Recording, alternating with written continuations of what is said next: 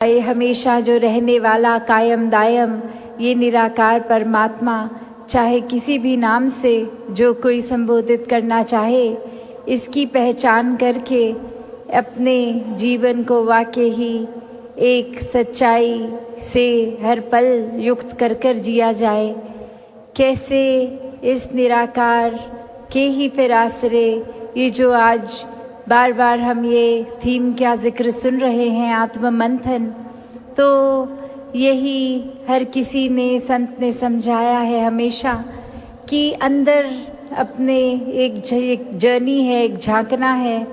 ये अवश्य ही हर किसी को करना है, क्योंकि ये जीवन बस इसलिए ही ना जिया जाए कि श्वासें आ रही हैं तो बस वो काटते जाना है समय, पर एक जीवन को वाकई ही जीने की तरह जीना है। इस जीवन से हर किसी ने अपने अंदर एक जो सच बसता है, जो हमारे बाहर भी है भीतर भी है, यही परमात्मा निराकार, इसी को पहले समझना है, जानना है, जीना है, और फिर संसार के लिए यही एक एक्सटीरियर तरह की हर एक में यही निराकार बसता है। फिर वो सेवा भाव भी आते हैं।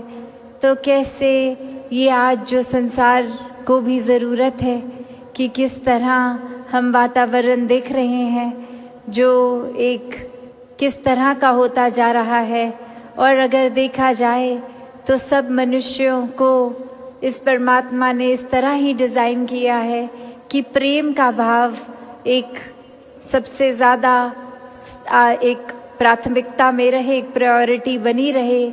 और फिर इंसान कैसे वो वजह ढूंढ लेते हैं कि एक किसी से दूसरे से, एक दूसरे से नफरत की जाए, एक कोई भाव, कोई भी वजह, ये दिमाग ये कल्पना कर लेता है कि हम शायद ऊंचे हैं और बाकी हमसे नीचे हैं, हम किसी जगह पर जन्म लिए हैं तो हमारे कल्चर वाले ही श्रेष्ठ हैं।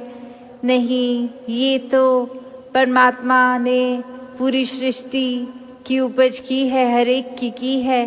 तो जितना परमात्मा एक इंसान में है उतना ही दूसरे में हर कोई श्रेष्ठ है। कोई ऊंच नीच, जाति पाति, भेदभाव ऐसे ना हो।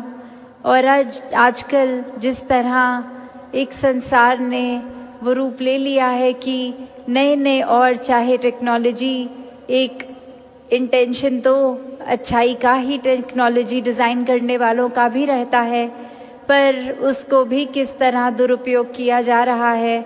अब जहाँ पहले एक छोटे दायरे तक ही सीमित अगर किसी का भाव किसी के प्रति नेगेटिव होता था, अब तो कभी फैक्ट चेकिंग होती है, नहीं होती।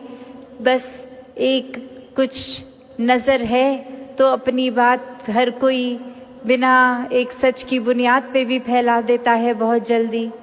तो बात यही है कि ये आत्म मंथन किया जाए हर एक का, अपने अंदर ही हर एक ने जो करना है कि कैसे एक वाकई ही क्या हम इस सच्चाई से अलाइंड हैं कि नहीं। ये आत्म मंथन सिर्फ कोई दिमाग से नहीं सोचना, एक अपने अंदर आध्यात्मिक रूप में ये आत्म मंथन भी करना है, क्योंकि जब ये आध्यात्मिकता, ये स्पिरिचुअलिटी का फाउंडेशन ही सही होता है, फिर एक सोशल, एक डे टू डे तरीके पे ये दिमाग भी सही सोचता है।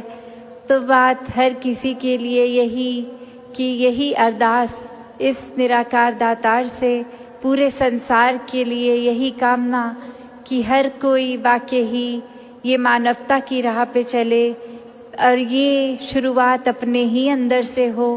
खुद पे ये सुधार करते जाएं, हर पल सोच के कि कहाँ जाना है, क्या रास्ता अपनाना है, कैसी सोच रखनी है। ये हर कोई अपना अंतर्यामी होता है, किस तरह के भाव अंदर चलते हैं, तो अपना ही सुधार शुरुआत का ये पॉइंट रहे।